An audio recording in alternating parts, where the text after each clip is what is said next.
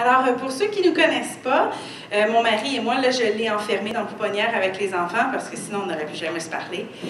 Donc, c'est ça. Mon mari et moi, on a commencé chacun de notre côté, on servait le Seigneur. Lui était responsable des jeunes et moi, j'étais responsable des jeunes adultes de mon côté.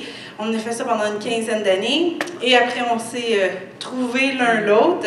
De l'Alberta, il s'est envenu ici, il s'est envenu à Montréal. Et c'est là qu'on s'est rencontrés. On s'est rencontrés sur un site Internet de rencontres chrétien. Ça peut être très étrange pour certaines personnes, ça peut être peut-être offensant même pour d'autres. Mais vous savez, c'est une méthode que Dieu n'est pas contre, mais il faut le faire de la bonne façon. D'ailleurs, c'est pour ça qu'on a écrit un livre sur le sujet, parce qu'il y a beaucoup de gens qui vont essayer de prendre cette méthode-là, ils ne vont pas le faire de la bonne façon, ils vont avoir des mauvais résultats, puis après, ils vont dire que c'est de la faute d'Internet ou peu importe. Alors, il faut le faire en toute sécurité pour pas qu'il nous arrive des mauvaises choses. Alors, si jamais vous avez besoin de conseils là-dessus, tout est écrit en arrière. Donc, on s'est mariés et on a commencé vraiment à avoir dans notre cœur de s'occuper des célibataires. On a commencé dans l'église qu'on était à l'époque et on s'est rendu compte que les célibataires, ils se retrouvent souvent en dehors de leur église locale. D'ailleurs, on a fait un petit sondage, j'ai regardé autour et on a remarqué que seulement 10% des chrétiens trouvaient leur mari ou leur femme dans leur église locale. 90%, c'était en dehors de leur église. Alors, on trouvait que c'était important qu'il y ait un ministère qui soit en dehors de l'église pour pouvoir rejoindre tous ceux qui sont de différentes églises. Aussi pour ne pas se décourager. Des fois, on est dans notre église, on est seul à être célibataire, puis on se dit, ça y est, je vais être célibataire toute ma vie. Mais non, il y en a d'autres qui ont les mêmes désirs que toi, qui ont décidé d'avoir les mêmes standards, qui ont décidé de suivre Dieu de la même façon que toi. Alors, il ne faut pas que tu changes tes standards pour trouver quelqu'un. Alors, avec Passion 37.4, on essaie d'aller rejoindre en passant, pour ceux qui se demandent, Passion 37.4, c'est pour le verset Psaume 37.4, qui dit « Fais de l'éternel tes délices et tu lui donneras ce que ton cœur désire ». Je pense que c'est un des versets les plus populaires qu'on donne aux célibataires. Fait qu'on s'est dit que ça serait une bonne façon de nommer le ministère. On organise des conférences, des ateliers, on a du coaching privé, des activités, et on a aussi un blog. Et hier, on célébrait notre 200e article. Alors, si vous manquez de littérature, si vous êtes à la recherche de conseils ou quoi que ce soit, bien, rendez-vous sur le site 200 articles, ça fait beaucoup de choses à lire. Fait que c'est ça. Alors, ce soir, ce qui venait dans mon cœur, c'est de parler. Ça fait longtemps que j'ai eu ce message-là au niveau de l'espoir. Puis, en passant, quand j'ai eu ce message-là, j'avais comme même pas réalisé que l'Église s'appelait Nouvel Espoir. Fait que je trouve que c'est un drôle d'adon, mais tant mieux, il n'y a pas d'adon avec le Seigneur. Hein? Et je me demandais juste dans quel contexte que je pouvais amener ce message-là pour les célibataires. Puis, la porte est ouverte. C'est un message qui a vraiment... C'est un concept qui a vraiment venu changer des choses dans ma vie. C'est une des raisons, quand j'ai réalisé ça, que ça a donné que 4 mois plus tard, j'ai rencontré Toby. Donc, je ne sais pas si c'est vraiment lié ensemble, mais je sais que c'est quelque chose qui m'a soutenue dans plusieurs domaines. Alors, j'espère que ce message-là va pouvoir vous aider, vous aussi. Que ce soit au niveau de votre célibat, mais vous pouvez l'étendre à tous les ministères, à tous les domaines dans votre vie aussi. Alors, parce que c'est facile de se décourager. Quand on est célibataire, on dirait que tout ce qu'on voit, tout ce qui parle à la télé, tout ce qui parle dans tous les domaines, c'est toujours une question de couple. Ce sont toujours, même les vacances. « Ah oui, vous allez gagner une vacance pour vous et vos 2 enfants. » C'est tout le temps, tout est relié avec des choses de couple. Puis à force d'en voir tout le temps, puis même, on va l'avouer, là, même dans les églises, on parle souvent de la famille. Qu'est-ce qu'on va dire? On va même dire que Jésus... il va épouser, on est l'épouse de Christ. Tout est relié, on dirait, au mariage et à la famille. On dit que Dieu, c'est notre Père.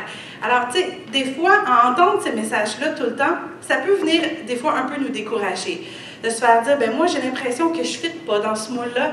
J'ai l'impression qu'il manque quelque chose, puis ça peut nous amener à nous décourager. Puis ça, peu importe l'âge, peu importe ce qu'on a vécu, on a rencontré des personnes en coaching privé. La jeune fille, elle avait 25 ans, puis elle était tellement découragée d'être célibataire. Alors, ce n'est pas nécessairement une question d'âge, c'est une question de pression, je dirais. Des fois, on peut être jeune, mais on va recevoir tellement de pression au niveau de la famille ou au niveau de nos amis. C'est comme le 20e mariage qu'on est fille d'honneur. Puis là, ça commence à faire une pression sur nous. Des fois, c'est plus tard dans la vie, après avoir vécu des choses difficiles. que là, ça nous amène la pression à vouloir absolument être en couple. Alors, peu importe l'âge, c'est quelque chose qui peut devenir assez difficile sur nous. Et ça peut amener de la jalousie. Encore là, on reçoit une invitation au mariage, mais bon, une autre invitation. Là. Puis on est tous déçus quasiment d'y aller. Ou on va au mariage, puis on essaie juste de trouver c'est quoi les défauts, parce qu'on sent un peu, là, oh non, ça ne me tente pas encore un autre. Tu sais, pourquoi, quand est-ce que ça va être à mon tour? Fait qu'il peut amener de la jalousie, ça peut amener de l'amertume, ça peut amener, j'écrivais du sarcasme, ou tu sais, comme être toujours penser le mauvais côté. Ah ouais, ils ont l'air bien beaux, là, mais tu vas voir un jour. Tu sais, on amène ça parce que à l'intérieur de nous, on a ce découragement-là. On a le désir, mais il y a encore des blessures. On a parlé de ça hier soir, mais c'est pas ce que Dieu veut. Dieu veut. Tu sais, je dis, mettez-vous à la place d'un parent. Si son enfant, tu lui dis, hey, comme moi, j'ai 2 enfants, si je disais à un de mes enfants, un jour, tu vas te marier, oh non, parle-moi pas de ça. En tant que parent, je serais comme, ben voyons, tu sais. Ou s'il dit, ah ouais, mais tu sais, les mariages, ça dure pas. Ça me fait de la peine qu'il dirait une affaire comme ça. Pourquoi? Parce que je veux le meilleur pour mon enfant.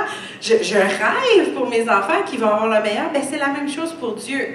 Quand Dieu, il nous regarde, Dieu il nous a pardonné nos péchés, Dieu nous a pardonné notre vie, il nous a donné une vie nouvelle. Puis quand il y a des choses qui vont mal, puis qui nous donnent une nouvelle vie, les bontés de Dieu se renouvellent à chaque jour. Avec Dieu, c'est quelque chose de nouveau. Alors, avec Dieu, il voit que le meilleur pour nous. Alors, si on a une attitude toute triste, toute défaitiste, toute pas sûre que le meilleur va m'arriver, c'est sûr que ça fait de la peine à Dieu. Et Dieu, c'est pas ça qu'il veut pour nous. Il veut une vie, il nous a promis la vie abondante. Alors, il faut commencer à changer peut-être notre façon de voir les choses et à remettre, comme on disait hier, à ressusciter notre rêve, à ressusciter le rêve que Dieu a pour nous. Dieu, il ne veut pas des mariages brisés. Ce que Dieu, il rêve, c'est des mariages qui soient en santé. Alors, même si on a vécu des choses terribles, même s'il y a des choses qui sont arrivées que ce n'était pas ce que Dieu veut, on a le droit de recommencer à rêver. Parce que c'est ce que Dieu veut ressusciter dans notre cœur. Amen? Amen? OK. Dieu ne nous a pas promis de nous donner une vie en rose, mais il ne nous a pas promis la misère non plus.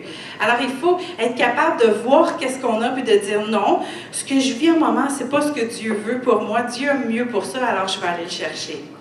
Et donc, des fois, quand on est dans l'attitude qu'on voit ce qui ne va pas super bien, des fois, on commence soit à prier, mais il y en a qui vont dire, ben, j'espère que ça va aller mieux. Et le mot espérer et le mot souhaiter, c'est 2 mots complètement différents, mais qui sont souvent mélangés. Au lieu de dire, ils vont dire, j'espère de rencontrer quelqu'un. En fait, le mot qu'ils devraient dire, c'est je souhaite de rencontrer quelqu'un. Puis je vais vous expliquer la différence entre souhaiter et espérer. Puis j'espère que ça va vous soutenir après. Le mot souhaiter, c'est comme de vouloir quelque chose, mais tu ne peux pas vraiment rien y faire. Dans Acte 27, le verset 29, on voit l'histoire de personnes qui s'en allaient s'échouer. Le bateau allait tomber. Ça disait, en craignant qu'une donation au milieu des écueils, ils jetèrent 4 ancres de la poutre et souhaitèrent que le jour arrive. Fait que pour eux, ils espéraient juste, ils souhaitaient pouvoir être en vie, ils souhaitaient que finalement, quand je vais me réveiller demain, que je vais être encore en vie. Ça, c'est souhaiter, c'est pas, il n'y avait rien qu'ils pouvaient faire pour ça. Alors, ils peuvent juste comme rêver que quelque chose va arriver de bien. C'est pas, ils n'ont aucune certitude. C'est ça, souhaiter quelque chose, c'est d'avoir aucune certitude. C'est de vraiment être comme, bon, ben, si ça arrive, ça arrivera. Je tourne mes pages.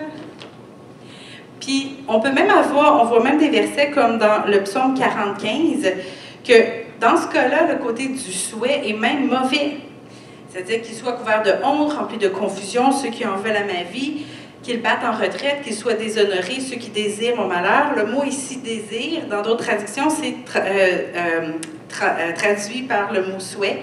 Et ça vient du mot hébreu shafet, en tout cas, qui veut dire souhaiter. Encore là, dans ce verset-là, c'est le contraire, c'est super négatif, mais ça dit qu'il espère qu'il y a quelque chose de mauvais, il souhaite que quelque chose de mauvais arrive. Et donc, mais ils ne peuvent pas le savoir, ils ne savent pas ça va être quoi l'issue. Et étonnamment, c'est aussi, c'est aussi ce qui est arrivé dans Jonas 4.8, quand que Jonas ça allait vraiment mal, puis il a dit qu'il souhaitait mourir. Fait qu'on a des exemples négatifs, puis on a des exemples qui sont très positifs. Vous connaissez tous le verset 3, Jean 2, n'est-ce pas? Qui dit, bien-aimé, je souhaite que tu prospères et que tu sois en bonne santé à tout égard, comme prospère l'état de ton âme. Étonnamment, dans ce verset-là, ça ne dit pas « j'espère que tu prospères », ça dit « je souhaite que tu prospères ». Pourquoi? Parce que quand la personne elle écrit la lettre, Jean, quand il écrit la lettre, il ne savait pas comment que ça allait eux autres. Fait qu'ils pouvaient juste souhaiter. Il n'y avait aucun contrôle sur dans quels états ils étaient, parce que ça dépend de eux, quelle position ils vont avoir pris, ça va dépendre de eux en quelle promesse ils vont avoir cru ou quoi que ce soit. Fait qu'il disait « je souhaite ». Il espérait peut-être, mais il souhaitait, il ne pouvait pas savoir où est-ce que ça en était. Fait que ça, c'est le côté souhaité.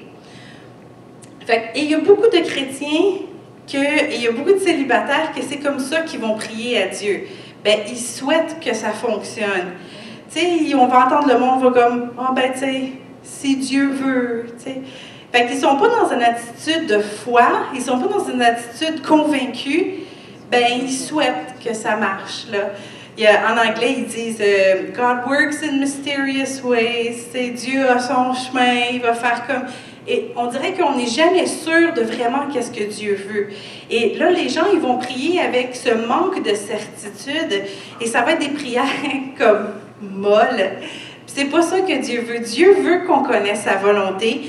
Dieu veut nous dire personnellement c'est quoi sa volonté pour que quand on prie, on va pouvoir prier avec assurance, qu'on va vraiment pouvoir demander à Dieu exactement ce qu'il veut pour nous, puis les choses vont pouvoir arriver. Alors ça, c'est la différence.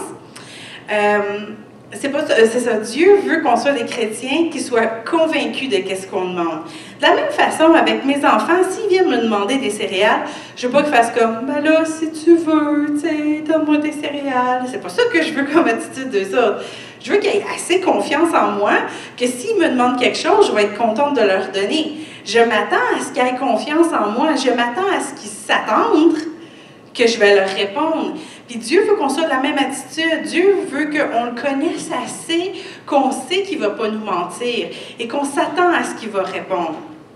Dans Jacques 1, versets 5 à 8, ça dit « Si quelqu'un d'entre vous manque de sagesse, qu'il la demande à Dieu, qu'il lui donne sans reproche et lui sera donné, mais qu'il la demande avec foi, sans douter. Car celui qui doute est semblable au flot de la mer agité par le vent poussé d'un côté et de l'autre. Qu'un tel homme ne s'imagine pas qu'il recevra quelque chose du Seigneur. C'est un homme irrésolu, inconstant dans toutes ses voies. » Alors, espérer, c'est d'être convaincu de qu'est-ce que tu veux. Et c'est ça que Dieu, c'est dans cette attitude-là que le Seigneur veut qu'on puisse prier. Puis même au niveau du célibat, je vais vous donner des versets dans ce sens-là. Alors, espérer, c'est différent que de souhaiter. Souhaiter, tu ne peux pas rien y faire. Alors que tu sais que si tu espères en l'Éternel, tu as une conviction, tu t'attends à ce que Dieu va répondre. Dans 1 Corinthiens 9, le verset 10, ça dit, où parle-t-il uniquement à cause de nous? Oui, c'est à cause de nous qu'il a été écrit que celui qui laboure doit labourer avec espérance. Et celui qui foule le grain, fouler avec l'espérance d'y avoir part. Je ne sais pas si vous avez déjà fait un jardin. Moi, c'était ma première expérience cette année. Ça fait longtemps que je voulais en commencer un, mais ça a donné que je ne pouvais pas. Alors, cette année, on a une nouvelle maison, mon mari et moi, et on était obligés de déménager parce qu'on veut adopter, puis avec la DPJ, la chambre était trop petite, en tout cas, longue histoire. Fait que là, on est dans une maison, puis il y a un gros carré de jardin. Alors, c'était la première année que je plantais des choses. J'ai pas regardé mon jardin puis dit « Ah, si Dieu veut, j'aurai des tomates. » Non, j'ai fait un effort, j'ai été les planter puis j'ai travaillé fort. Vous allez rire de moi, ceux qui ont déjà eu un jardin, mais mon Dieu, ce que c'est du trouble travailler dans un jardin! Aïe! Bon, moi, quand j'ai vu le petit plant de tomates qui était haut de même, j'ai dit ben, je vais en acheter 24, hein? Ils sont tout petits, ils m'en ont acheté beaucoup. J'avais 24 plants de tomates. J'avais une douzaine de plants de cocombes, ah oui, puis là, tu sais, je dis encore de l'espace. Fait qu'on va acheter des plants de laitue, on va acheter des fraises, on va acheter des haricots. J'ai fait un gros jardin. Je vous dis, il n'y a pas grand-chose qui a survécu, mais j'ai travaillé fort. Au début, bon, le planter, c'est le fun, tu sais, c'est beau, c'est tout clean, mais après une semaine, il y a des mauvaises herbes partout.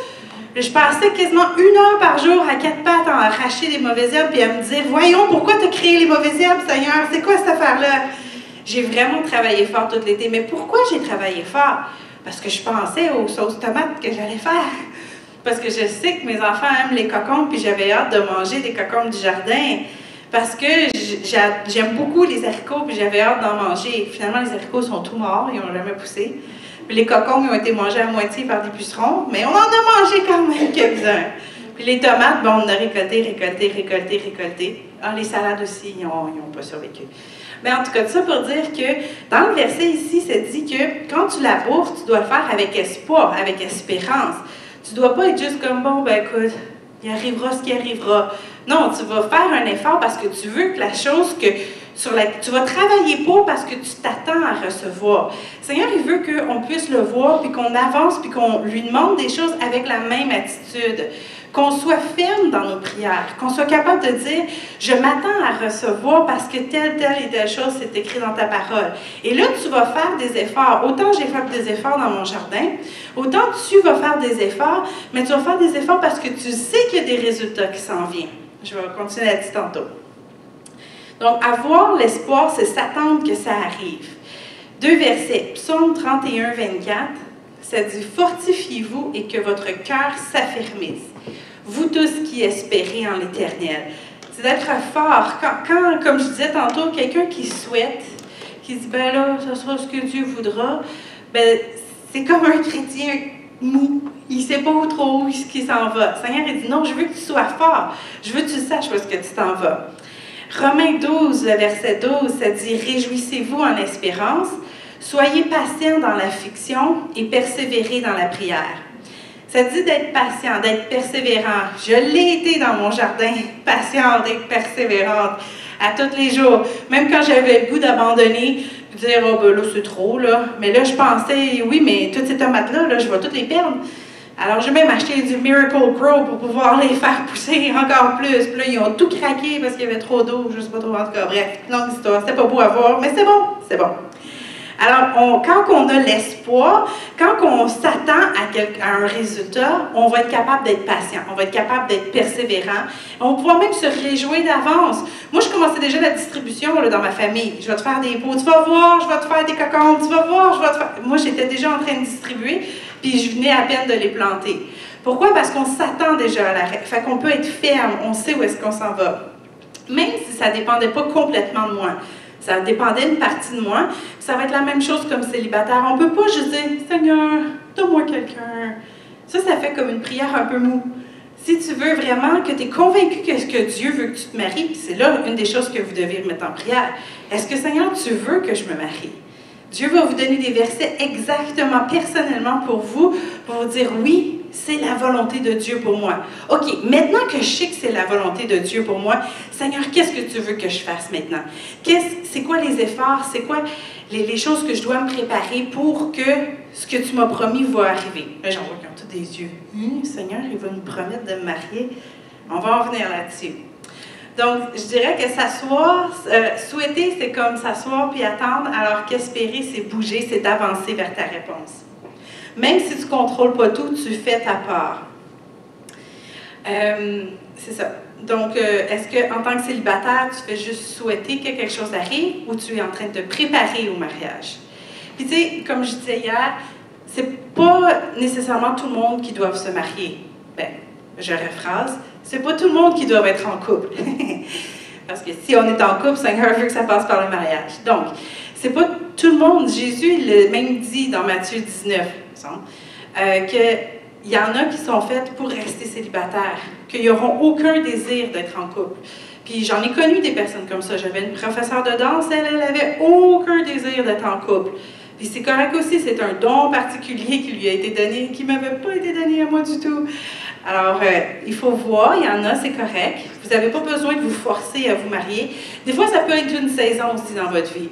Encore là, on a déjà rencontré une fille, une jeune fille, puis elle disait, j'arrive pas à me trouver quelqu'un. Puis on lui a demandé, OK, mais est-ce que tu veux te marier? Puis elle était comme, non. Je demandais là. Mais elle dit, mais tu sais, ma famille veut que, ma mère, elle veut des petits-enfants. Ça commençait à faire de la pression. Puis là, elle pensait qu'il y avait quelque chose qui ne marchait pas chez elle. Puis là, non, pendant un temps, le Seigneur te donne le don de célibat, alors apprécie-le.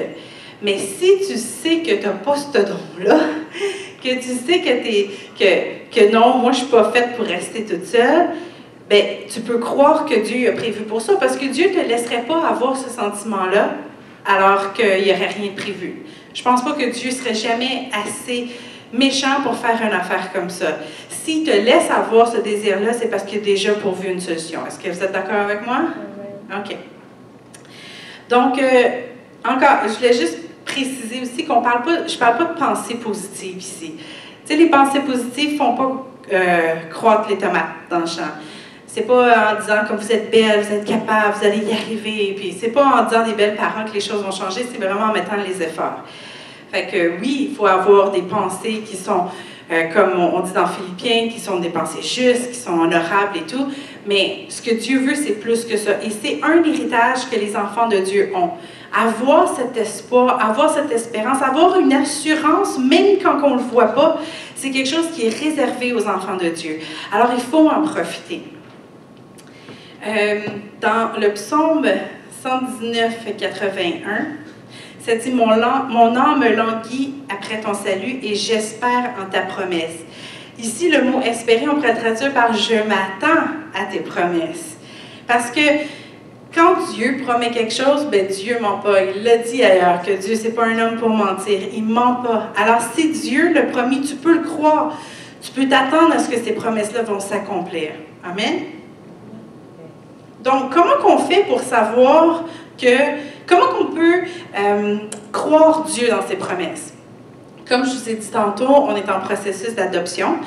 Et quand que cet enfant-là va arriver avant Noël, au nom de Jésus, quand elle va arriver, puis que je vais lui dire quelque chose, je vais lui faire une promesse, il y a des bonnes chances qu'elle ne me croie pas.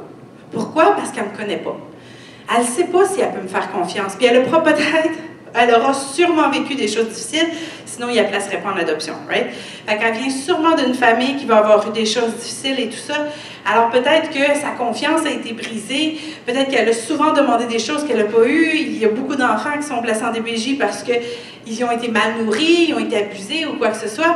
Alors si moi, elle me demande quelque chose, quand que je vais lui répondre, ben, elle ne va pas me croire tout de suite. Quand est-ce qu'elle va commencer à me croire? Elle va commencer à me croire quand elle va commencer à me connaître. Quand elle va savoir que quand je dis quelque chose, je le fais. Bien, dans la Bible, ça dit que quand on donne notre vie à Dieu, on est des enfants adoptés. Alors, on a la même attitude envers Dieu sans vraiment s'en rendre compte peut-être. Vu qu'on est des enfants adoptés, on a besoin d'apprendre à faire confiance à Dieu. On a besoin d'apprendre que quand il promet quelque chose, il l'accomplit. Parce qu'on n'est pas son enfant biologique, alors ça prend du temps, ça peut prendre du temps avant qu'on le reconnaisse, alors il faut apprendre à faire confiance à Dieu. Et comment on peut lui faire confiance? Évidemment, c'est en passant du temps avec lui. De la même façon que cet enfant-là va passer du temps avec moi, comme ça, elle va apprendre à me connaître. De la même façon, nous, on va passer du temps avec Dieu pour pouvoir apprendre à le connaître. Une autre façon qu'on peut apprendre à le connaître plus, c'est en passant du temps avec les frères et sœurs. Donc, quand on a décidé de l'appeler Juliette, juste pour ne pas dire que c'était l'enfant adopté, quand Juliette va rentrer, bien, le fait de passer du temps avec Théo et Ruby, mes deux autres enfants, bien, elle va commencer à comprendre, à me connaître moi un peu plus en passant du temps avec eux, parce qu'elle va voir comment eux agissent avec moi, puis elle va voir comment moi j'agis avec eux.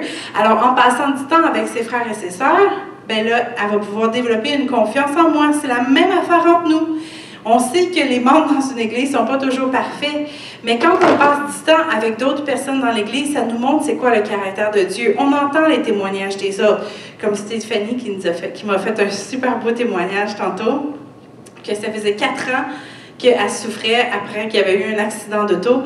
Puis hier, quand on a prié pour elle, il n'y avait plus aucune douleur. Depuis 4 ans, enfin, plus aucune douleur. Merci Seigneur. Fait quand on voit ça, quand on parle avec des enfants de Dieu, des frères et des sœurs, puis qu'on entend ça, après, s'il y a une douleur qui vient, je me rappelle de ce que Dieu a fait pour elle. Alors, c'est une autre façon de pouvoir faire confiance à Dieu, c'est en parlant avec les frères et sœurs. Et une autre façon de voir, connaître plus Dieu, puis de lui faire confiance, c'est en apprenant plus sur la vie de Jésus. Parce que Jésus, c'était le Fils de Dieu. Alors, quand on voit comment a été sa relation avec son Père, ça nous enseigne, nous, comment avoir une relation avec Dieu. Comment lui, il s'est complètement abandonné à son Père. Ça nous permet, nous aussi. De la même façon que quand Juliette va regarder comment mes enfants agissent avec moi, ça va, elle, lui donner la confiance en elle. De la même façon, nous, quand on lit la vie de Jésus, ça nous apprend à faire confiance à Dieu. Je suis sûre que c'est tout quelque chose que vous faites. On a besoin de réaliser que Dieu, notre Père, est là et qu'il nous aime. On oublie des fois, tu sais, on voit nos besoins, on voit nos demandes, puis on a de la misère à faire confiance parce qu'on oublie à quel point il nous aime. Quand que tu sais que Dieu t'aime, je peux vous raconter, dernièrement, je me suis réveillée en plein milieu de la nuit, j'avais fait des cauchemars, puis c'était pas beau, mon rêve. Puis je me suis réveillée toute inquiète, là. C'était la fin du monde, là. Puis j'étais toute seule avec ma fille. Puis oh, c'était terrible. Puis là, je me suis réveillée comme un petit peu inquiète, là, comme quand on fait un cauchemar. Puis j'ai senti l'amour de Dieu m'envelopper. Puis quand on ressent l'amour de Dieu, ça enlève toute crainte. Parce que je me dis, Dieu, il m'aime tellement qu'il sait c'est quoi mes limites. Dieu m'aime tellement qu'il sait c'est quoi mes besoins. Alors, quand que tu te mets à réfléchir à l'amour de Dieu, à l'amour de ton Père adoptif, ça t'amène à être en paix, ça t'amène à faire confiance, puis à vouloir savoir qu'est-ce qu'il y a pour toi. Donc, parlant de ça, c'est quoi les promesses que Dieu fait pour nous? Évidemment, on a entendu parler de la promesse de la vie éternelle. Puis, techniquement, la vie éternelle, on pourrait dire que c'est suffisant parce que c'est la vie abondante en Dieu. On a tout ce qu'on a besoin. Mais ça ne s'arrête pas là. Dieu nous a pas juste sauvés pour qu'on puisse avoir une vie éternelle plus tard puis que ça soit beau une fois qu'on soit au ciel. Le Seigneur veut qu'on ait une belle vie aussi. Tu sais, je suis ici que... Non, OK. Je vais revenir là-dessus. C'est quoi les promesses que Dieu fait à ses enfants? Bien, on peut voir les promesses de guérison, les promesses de délivrance, des promesses de provision et des promesses pour guérir notre cœur. Et ce qu'on voit, c'est tout ce que Jésus a fait dans son ministère. Regardez, Jésus a guéri plusieurs personnes qui étaient malades.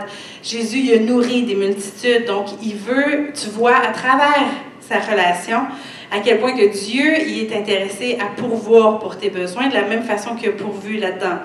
Il y a eu cette femme qui avait la perte de sang qui a touché le bord du vêtement de Jésus. Jésus s'est retourné, puis c'est à la seule personne à qui Jésus a dit « Ma fille, ta foi t'a sauvée, t'a guérie. » C'est la seule personne pour Jésus, il savait qu'elle avait besoin de cette relation-là. Ou comme le lépreux, Jésus, la plupart des personnes pour qui a amené la guérison, c'est très rare qu'il priait pour eux. Souvent, il leur disait, comme on a vu hier, il disait qu'est-ce que tu veux?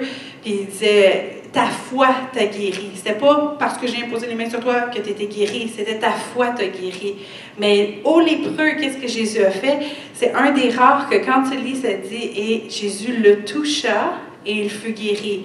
Puis on voit là-dedans que Jésus n'a pas juste guéri sa maladie, mais il a guéri son âme aussi. Parce que vous savez, les lépreux, à cette époque-là, étaient retranchés du monde. Personne ne devait les toucher. Ça faisait peut-être des mois, des années qu'il n'y a personne qui lui avait donné un accolade de peur d'avoir sa maladie. On les appelait les intouchables, c'est ceux qu'on mettait. Alors Jésus n'est pas juste venu guérir sa maladie, il est venu et il l'a touché. Fait que ça l'a amené ce côté-là de guérison du cœur. Fait qu'on voit que Jésus, il n'était pas juste là pour guérir les malades, mais il venait guérir les cœurs. Alors, s'il a fait ça quand il est venu, c'est parce que c'est la volonté de Dieu encore aujourd'hui. C'est une des promesses que Dieu a pour nous. Et promesse de délivrance, comme on peut voir. Fait que ça, c'est comme des promesses générales. La chose spéciale que je veux vous faire aujourd'hui, c'est vous parler des promesses personnelles. Et c'est là-dessus qu'on peut s'appuyer après pour pouvoir prier efficacement. Dans 2 Timothée 3, versets 16 et 17, ça dit « Toute écriture est inspirée de Dieu, est utile pour enseigner, pour convaincre, pour corriger, pour instruire, afin que l'homme de Dieu soit accompli et propre à toute bonne œuvre. Toute écriture est inspirée de Dieu. » Et Dieu va utiliser ces écritures qui sont inspirées pour te parler à toi personnellement. Je ne sais pas si ça vous est déjà arrivé, Mais d'entendre un message un dimanche matin ou un autre moment donné, où vous lisez la Bible, puis il y a comme un verset qui sort de la Bible, puis là c'est comme « Oh, ça c'est pour moi ». Il y en a qui appellent ça des paroles réma. C'est une révélation qui vient te toucher toi personnellement. Chaque personne a un vécu différent, puis Dieu il sait, puis il va aller te pointer quelque chose qui va te toucher toi directement. J'ai une de mes amies, je n'ai même pas retrouvé le verset, mais elle avait lu le verset où est-ce qu'il y avait des marchands de coton qui vendaient leur coton. Là, j'ai dit, mais pour elle, là, elle en pleurait, là, tu sais, c'était quelque chose qui venait la toucher personnellement. J'ai encore aucune idée pourquoi ça l'a touchée, mais elle pourrait vous le dire, elle. Chaque verset est inspiré de Dieu et est inspiré pour aller te toucher toi personnellement où est-ce que tu vis. Puis je vais juste donner des exemples là-dessus, parce qu'on est tous différents. J'ai aimé beaucoup tous les films de Disney quand j'étais très jeune, hein, n'est-ce pas? Alors, je ne sais pas si vous aviez déjà vu le film La Petite Sirène là, de Little Mermaid, mais à un moment donné dans le film, l'espèce d'oiseau, de mouette, il sort de l'eau, puis il sort, il est proche, puis elle il fait peur, fait qu'il y avait une longue vue. Puis là, la longue vue, il la perd d'un bras. Puis là, quand il la rattrape, il la met à l'envers. Fait qu'il met le gros bout ici, puis le petit bout ici. Fait que là, il prend ça, il le regarde, puis il fait... Puis là, elle s'appelle Ariel, hein, il fait « Ah, Ariel! » Puis il crie alors qu'il est juste à côté. Fait que, parce qu'il avait mis la lunette à l'envers. Fait que quand on le met à l'envers, on a l'impression que les choses proches sont très loin. Bref, je vais dans une retraite avec Dieu, puis je me sentais loin de Dieu. Puis qu'est-ce qui est venu parler à mon cœur? Personnellement, c'est cette image-là que Dieu m'a ramenée. Puis il m'a dit, regarde, j'ai jamais été loin de toi. C'est juste que tu avais une lunette entre toi et moi, puis qu'elle n'était pas du bon côté. Fait que n'importe qui aurait cette image-là serait comme, ah, c'est beau. Mais pour moi, c'était spécial. Parce que moi, j'étais une grande fan des films de Disney. Fait que pour moi, cette image-là avait été vraiment comme, je peux en parler encore aujourd'hui parce que pour moi, c'est une image très forte parce que c'est quelque chose qui était très attaché à moi. Dieu a vraiment un moyen de nous parler personnellement. Ça, c'était un film, mais je peux vous donner 2 versets. Quand j'ai accepté le Seigneur quand j'avais 6 ans, je dirais que j'ai accepté Jésus dans ma vie quand j'avais 6 ans, mais j'ai donné ma vie à Jésus quand j'en avais 20. Pour moi, c'est une différence, puis si vous avez besoin qu'on en parle, je vais en parler après. Mais ça fait une grande différence. Mais quand j'ai accepté Jésus dans mon cœur, à 6 ans, j'étais ronde et rousse. Hein? Ça n'a pas changé, mais en tout cas. Et j'avais donc aucun ami à l'école. Tu sais, quand on parle là, de l'intimidation, j'en ai vécu beaucoup à l'école parce que j'étais différente, parce que, bon, c'est ça.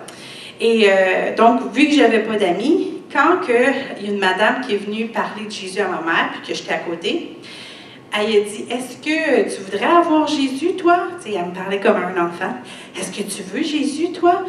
Je ne sais pas trop de quoi qu'elle parlait. Elle dit, il va être ton meilleur ami. Oh, oh, gros deal! Ben oui, certain que je le veux. J'en avais pas d'amis.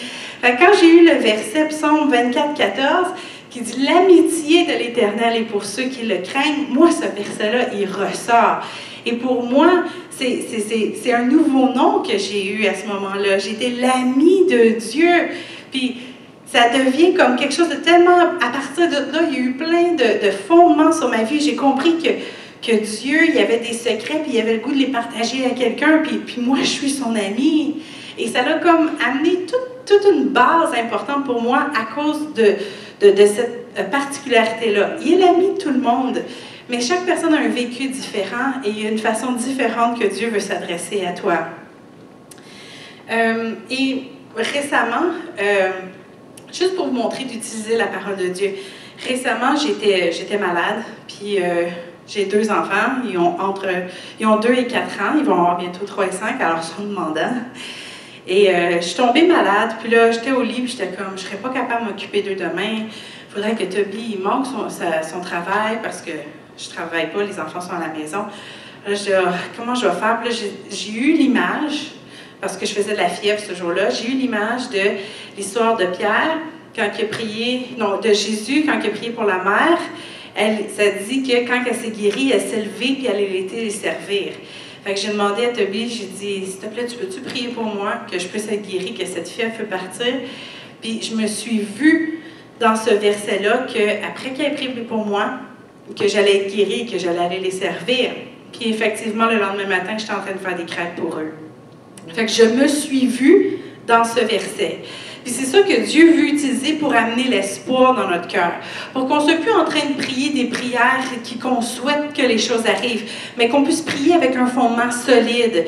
Le fondement solide est sa parole.